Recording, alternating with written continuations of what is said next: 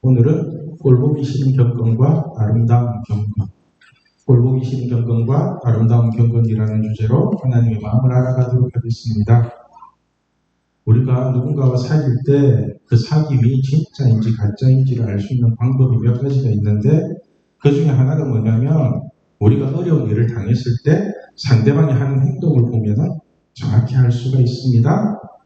우리가 어려운 일을 당했을 때 어떻게든 그 문제를 해결해 주려고 하고 정 안 되면은 그냥 같이라도 있어 주려고 하는 사람이 있는 반면에, 어떤 사람은 그 문제를 같이 해결하려고 하는 것이 아니라 상대방에게 떠넘기면서 어떻게든 자기가 손해보지 않으면서 헤어지려고 하는 사람이 있거든요.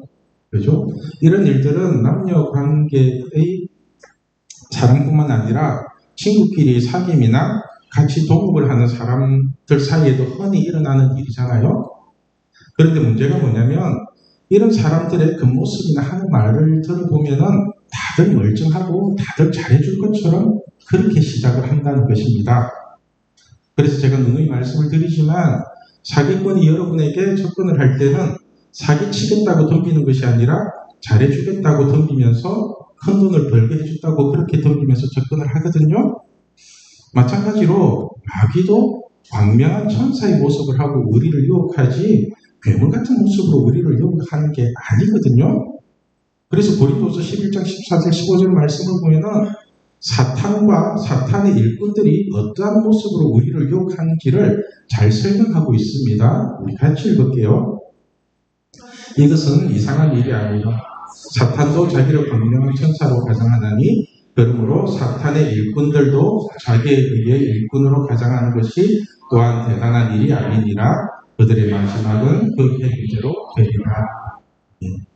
자, 여러분, 사탄과 사탄의 일꾼들이 하는 짓거리를 잘 보세요. 사탄이나 마귀가 하는 일은 우리를 넘어뜨리고 우리를 지옥으로 데리고 가는 게 목적인데, 그런데도 우리에게 접근을 할 때는 천사처럼 접근을 한다.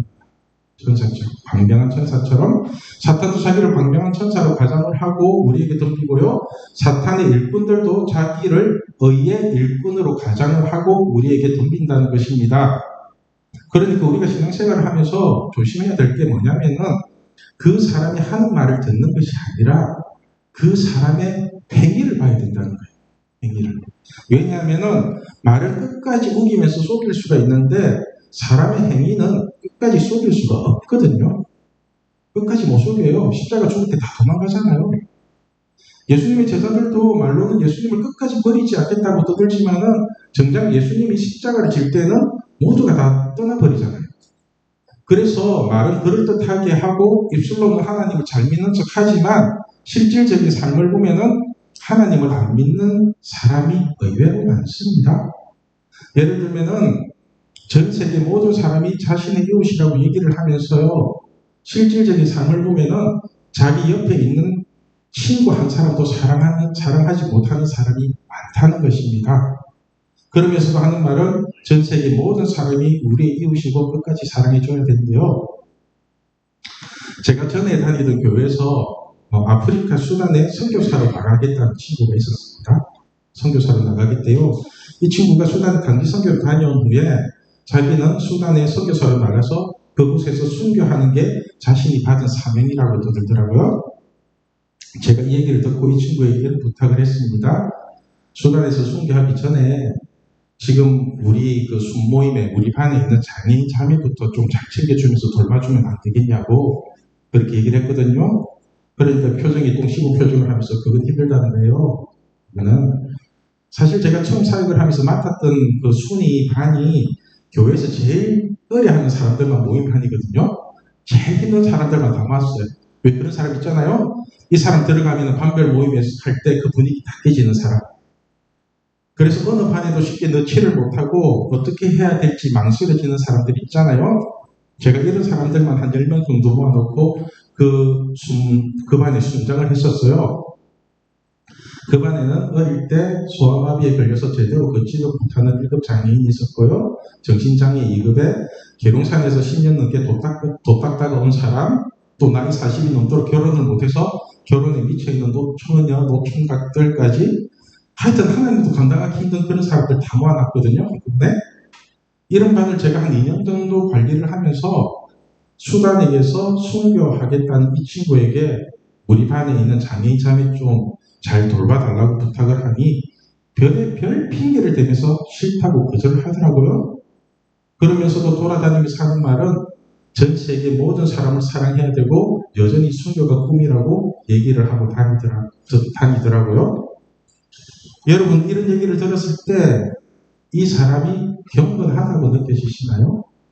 아, 쟤 참 경건하구나. 순교하겠대.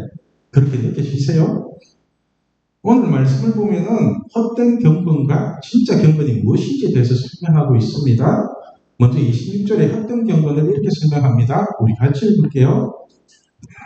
누구든지 스스로 경건하다 생각하며 자기 혀를 재간 물리지 아니하고 자기 마음을 속이면 이 사람의 경건은 헛것이라. 여러분, 누구든지, 그러니까 목사든 성도든 누구든지 스스로 경건하다고 생각하면서 자기 마음을 속이면 이 사람의 경건은 헛것이랍니다. 이게 무슨 뜻이냐면은 상대방을 살리고 잘해줄 마음은 전혀 없으면서 그냥 사람만 보면은 성경 말씀을 가지고 툭툭 건드리는 사람이 있죠. 한마디로 그렇게 할 마음은 전혀 없으면서 말만 갖고 다 해줄 것처럼 떠드는 사람이 있잖아요. 이런 사람은 경건한 사람이 아니라 하나님을 속이는 교만이라는 것입니다. 쉽게 예를 들면은 앞에서 말했던 수단에서 순교를 하겠다는 이 친구처럼 자기 옆에 실질적으로 도와줘야 될 사람은 어떻게든 생각하면서 언제 순교할지도 모르고 심지어는 진짜로 순교할지도 모르는 사람이 입으로는 마치 순교자가 된 것처럼 떠들고 다니면은 그건 사람들 눈에는 그렇게 보일지는 몰라도 하나님 눈에는 쓰레기로 보인다는 것입니다. 그게 이런 사람들의 특징이 뭐냐면은 내가 지금 돈이 없어서 그렇지 돈만 있으면은 교회도 짓고 공원도 지어서 하나님 일 열심히 하겠다는 사람이 있죠. 지금 당장은 다음 세대를 위해서 밥 한 번 안 사면서 나중에 돈 많이 벌면은 다음 세대를 위해서 모든 것을 다 해줄 것처럼 얘기하는 사람들 있잖아요. 사실 이런 말을 하는 사람들 마음속에는 뭐가 들어있는지 아세요? 뭐가 들어있는지? 일단은 자기가 돈 많이 벌고 자기가 잘 되고 싶은 마음이 그 속에 들어있다고요. 속에. 그런데 말은 교회를 위해서 다음 세대를 위해서 하는 것처럼 말을 하거든요. 그래서 마치 자기가 하나님을 위하고 교회를 위하는 아주 경건한 사람처럼 보이게 만들고서는 그 마음속에는 자신이 돈 많이 벌고 싶은 욕심이 다 들어있는 거라고요. 아니, 제가 어떻게 이렇게 잘 아느냐면은 저도 처음에 예수님을 믿으면서 이러고 살았거든요. 저도 처음에 이렇게 살았다고요. 돈만 있으면 교회를 위해서 다 퍼주고 돈만 있으면 다음 세대를 위해서 다 퍼줄 건데 그렇게 하면서 하나님 앞에 끊임없이 돈만 요구했다고요. 이것을 오늘 본문에서는 누구든지 스스로 경건하다고 생각하면서 자기 혀를 재간 물리지 아니하고 자기 마음을 속이는 사람이고 그런 사람이라고 표현을 하거든요. 자기 마음을 속이는 사람. 그리고 이런 사람의 경건한 것도 아니고 오히려 하나님을 속이는 헛된 짓거리라 합니다. 헛된 경건이래요. 그리고는 27절에 진짜 경건이 무엇인지를 정확하게 말씀해 주시고 있습니다. 진짜 경건이 뭔지 우리 27절 말씀 같이 읽겠습니다. 하나님 앞에서 정결하고 더러움이 없는 경건은 곧 고아와 과부를 그 환난 중에 돌보고 또 자기를 지켜 세속에 물들지 아니하는 것이니라. 여러분, 하나님 아버지 앞에서 정결하고 더러움이 없는 경건이 뭐냐면은 먼저는 고아와 과부를 그 환난 중에 돌보는 것이랍니다. 그리고 또 하나 자신의 믿음을 지켜서 세속에 물들지 않는 거래요. 여기서 사람들이 가장 많이 착각하는 게 뭐냐면 고아와 과부를 세상적인 기준으로 해석을 한다는 것입니다. 제가 요즘 들어서 가장 답답하고 안타까운 게 뭐냐면은 하나님을 믿는다고 하는 우리도 세속에 너무 물이 들어서 성경 말씀을 자꾸만 세상적인 가치로 해석을 하거든요. 사실 성경에서 말하는 고아와 과부는 하나님을 믿는 사람들 중에 혼자서 신앙생활을 하는 사람을 말하거든요. 혼자서 외롭게 믿는 사람들 있잖아요. 예를 들면 어른들 중에도 혼자서 교회에 다니면서 신앙생활을 하시는 분들이 계시잖아요. 남편도 없이 아내도 없이 가족들이나 일가 친척 아무도 없이 혼자서 교회를 다니면서 신앙생활을 하는 분들이 계시다고요. 이런 분을 성경에서는 과부라고 표현을 해요. 그리고 과도 세상적인 과가 아니라 혼자서 외롭게 믿음을 지키면서 신앙생활하는 아이들이 있잖아요. 혼자서. 성경은 이런 사람들을 고아와 과부라고 표현을 하면서 신앙적으로 문제가 생기고 믿음이 흔들릴 만한 사건이 터졌을 때 먼저 이 사람들부터 챙겨주라는 겁니다. 이 사람들부터.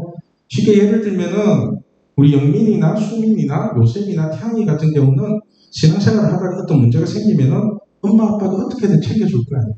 어떻게든.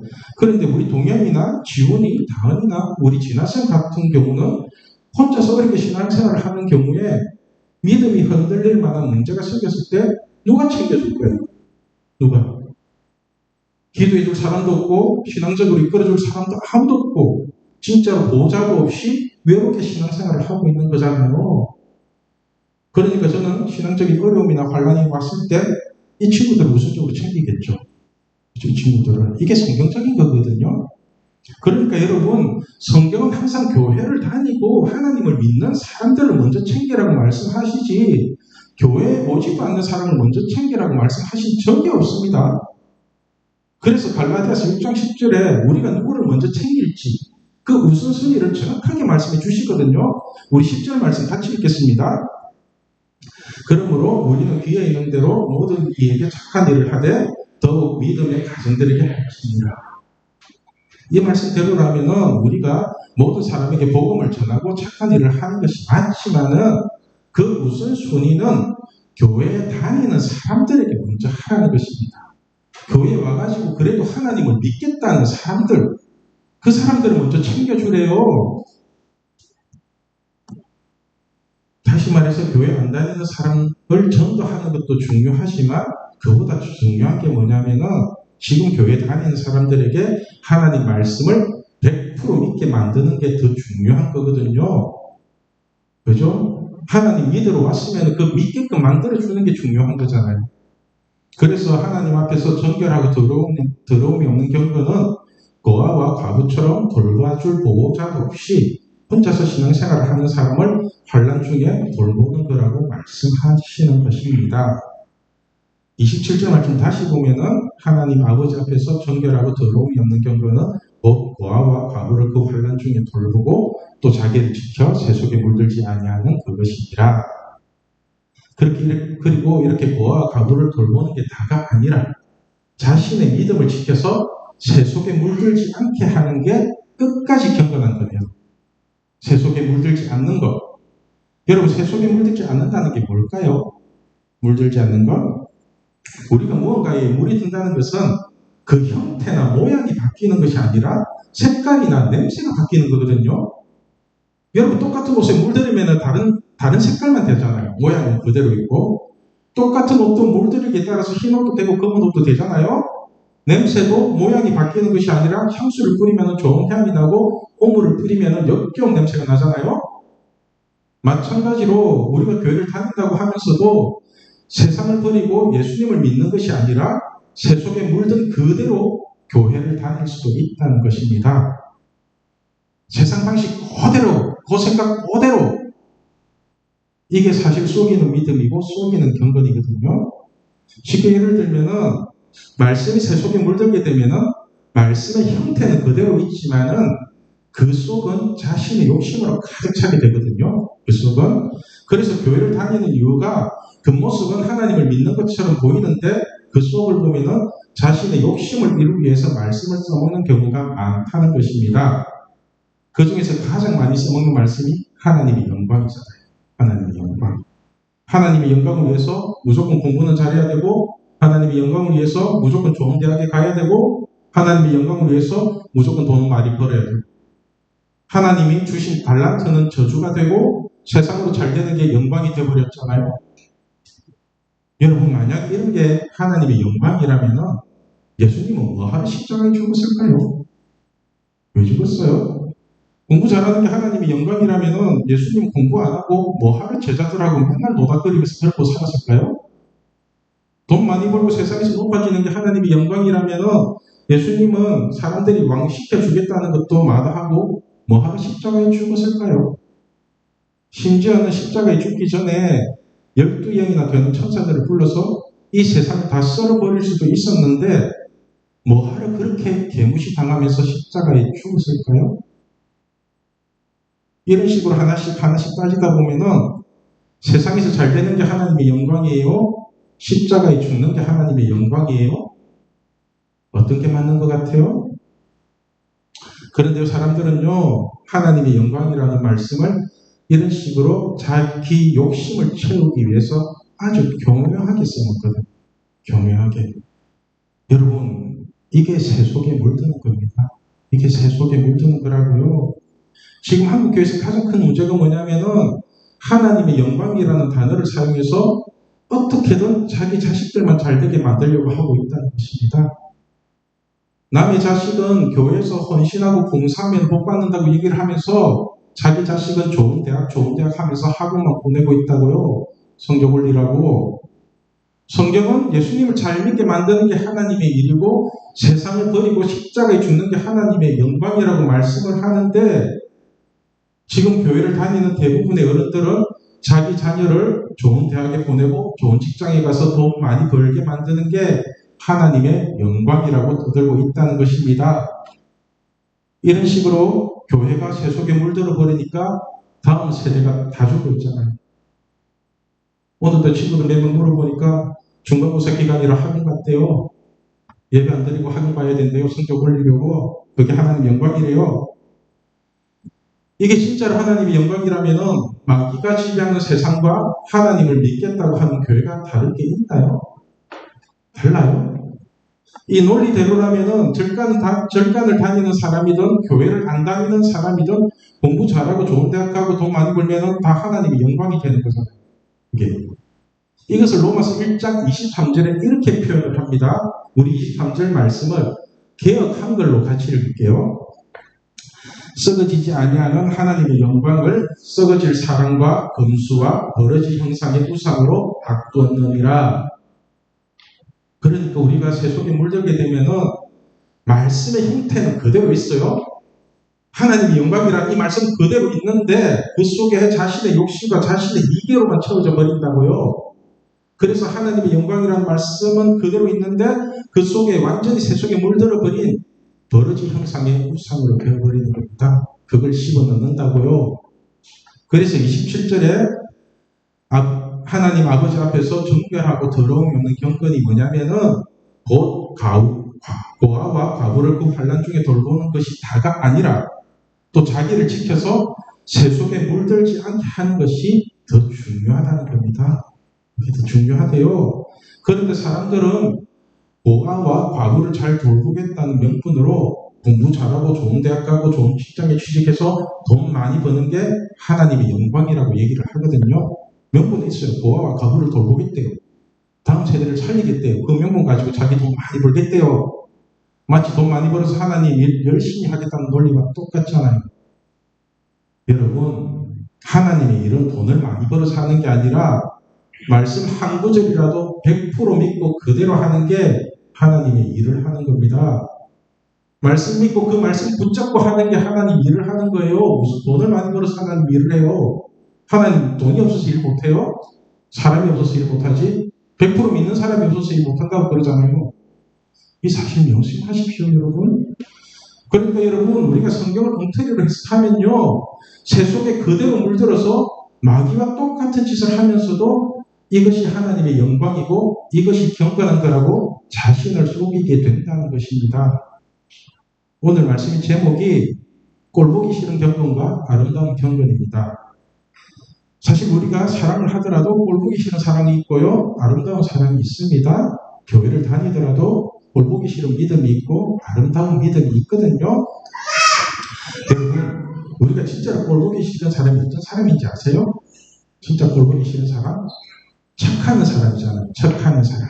믿지도 않으면서 믿는 척하고, 챙겨주지도 않으면서 챙겨주는 척하고, 사랑하지도 않으면서 사랑하는 척하고, 경건하지도 않으면서 경건하는 척한 게 진짜로 꼴보기 싫은 거잖아요. 반대로 진심백으로 믿고 진심백으로 사랑하고 진심백으로 말씀을 지키고 살면은 그 사람은 진짜 아름다워 보이지 않나요? 어떤 모습을 하고 있든지 그 사람 아름답잖아요. 경이롭다고 하죠. 사실 누군가에게 경이롭게 보이는 게 진짜 경건이거든요. 그게 경건이라고요. 오늘 본문 22절 말씀을 보면은 척하는 인생을 살지 말고 아름다운 인생을 살라고 명령하시거든요. 우리 22절 말씀 같이 읽겠습니다. 너희는 말씀을 행하는 자가 되고 듣기만 하여 자신을 속이는 자가 되지 말라. 여러분, 말씀을 행하는 자가 되랍니다. 말씀을 듣기만 하고 말씀 그대로 행하지 않으면은 그게 하나님을 믿는 척하면서 자신을 속이는 자가 되는 거래요. 그래서 말씀을 듣고 행하지 않는 사람은 그 말씀 속에 자신의 욕심을 집어넣어서 거룩한 하나님의 말씀을 세상의 방식에 물든 쓰레기의 형상으로 만들어 버린다는 것입니다. 여러분, 저는 우리 신앙교회 중고등부가 말씀을 믿지도 않으면서 믿는 척하는 인생이 아니라 진짜로 말씀 한 구절이라도 정확하게 정직하게 믿고 살아가는 그런 경건한 하나님의 자녀들이 되기를 소망합니다. 기도하겠습니다. 이 시간